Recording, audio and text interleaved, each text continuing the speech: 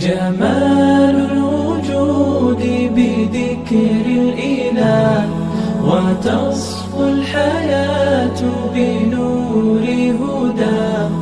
جمال الوجود بذكر الإله، وتصفو الحياة بنور هدى.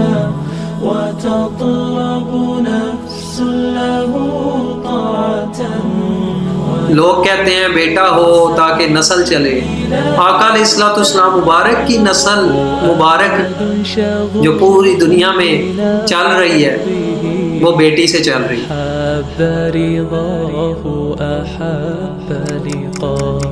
يظل يجيء إلى ربوة قرار ويسمو وذا مرتضى. فلا لهو يثنيه عن سيره